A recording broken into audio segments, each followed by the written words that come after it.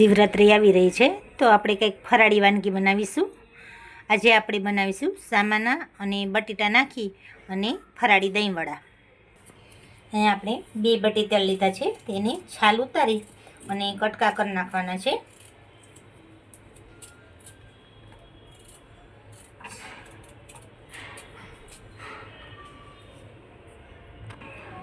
આપણે બટેટાની છાલ ઉતારી નાખી છે. હવે તેના મોટા મોટા જ આપણે 4 કટકા કરી નાખીશું.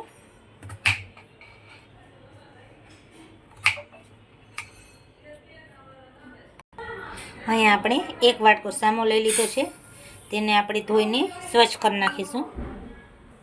આપણે કુકરમાં બાફવા માટે સામો નાખી દઈશું. અહીંયા આપણે બટેટા પણ ધોઈને કુકરમાં સામા ભેગા જ બાફવા માટે નાખી દેવાના છે.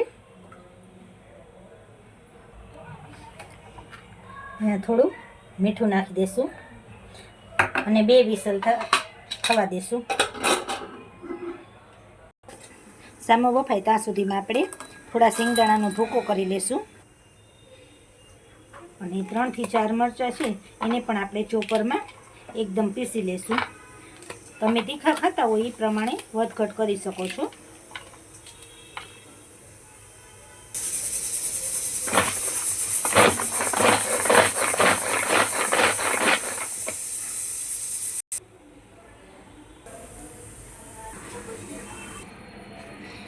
આપણો હામો ને બટેટા બફાઈ ગયા છે, હવે એને કાઢી લઈશું.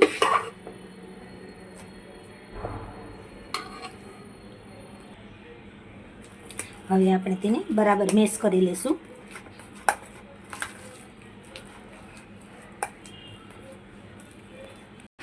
તેમાં ટેસ્ટ મુજબ મીઠું નાખીશું. તમે મીઠું ખાતા હોય તો મીઠું, નકર સિંધાલુણ નાખવાનું. થોડુંક સિંગદાણાનો ભૂકો, એક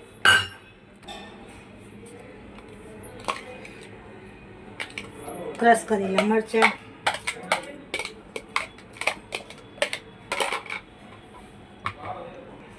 થોડા કારા મરીનો ભૂકો, અડધા લીંબુનો રસ,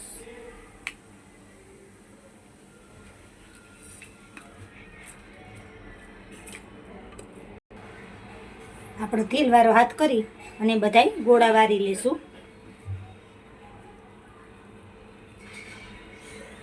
આપણા બધા જ ગોળા વાળીને તૈયાર થઈ ગયા છે. હવે તળી લઈશું. આપણે તેલ ગરમ થવા મૂકી દીધું છે. તેલ ગરમ થાય ત્યાં સુધી આપણે દહીંમાં ખાંડ નાખી અને તેને ખાંડને ઉગાડી લઈશું. આપણે 1 ડબ્બી દહીં લીધું છે, તેમાં ટેસ્ટ મુજબ ખાંડ અને થોડું મીઠું નાખીશું. આપણે ખાંડ ઓગળી જાય ત્યાં સુધી દહીંને ચલાવીને એક રસ કરી લેવાનું છે. આપણું તેલ ગરમ થઈ ગયું છે. હવે તેમાં આપણે ગોળા તળી લઈશું. ગોલ્ડન બ્રાઉન રંગના થાય ત્યાં સુધી આપણે તળવાના છે અને મીડિયમ લો રાખવાની છે.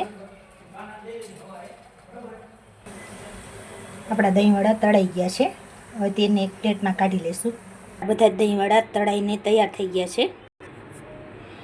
આપણે તેમાં ખાંડ નાખેલું જે ગળ્યું કરેલું દહીં છે તે દહીં નાખીશું.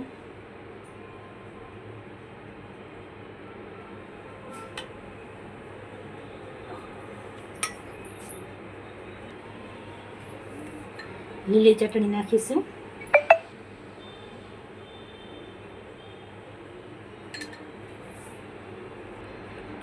ખજૂરની મીઠી ચટણી નાખીશું.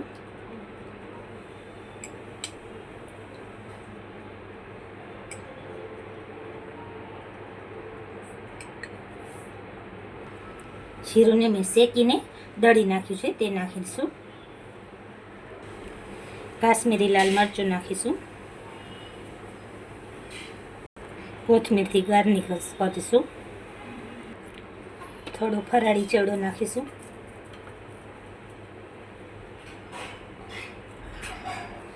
આપણા દહીંવડા તૈયાર છે. તમે ફરાળમાં ખાઈ શકો છો. શિવરાત્રિ આવે તો શિવરાત્રિ ઉપર બનાવી શકો છો. મારી રેસીપી તમને કેવી લાગી? સારી લાગી તો લાઈક, શેર, કોમેન્ટ કરજો. રાધે રાધે. જય શ્રી કૃષ્ણ.